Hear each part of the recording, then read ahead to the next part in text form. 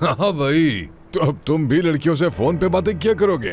वापस करो मेरा फोन और यहाँ से चले जाओ, मेरा दिमाग वैसे ही सही नहीं है। अरे अरे अरे, देखो तो जरा, दिन ब दिन सब कुछ बेहतर होता हुआ नजर आ रहा है। ये चल क्या रहा है?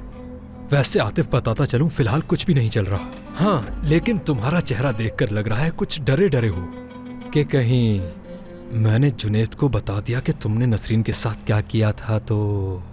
जुनेद को जब ये पता चलेगा कि तुमने अपनी बहन मुझे बेचना चाही थी तो? अब बोलो।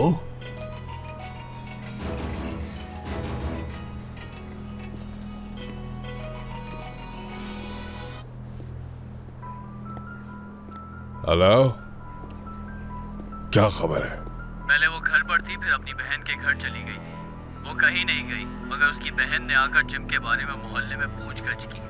तो बात ये है, इस बात का पता लगाओ कि वो हमारे महल्ले में क्यों आई।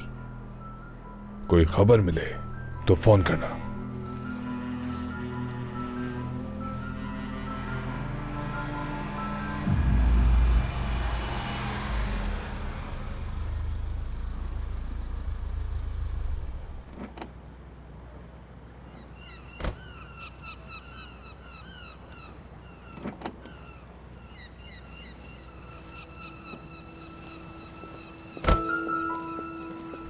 बैठो सलीम।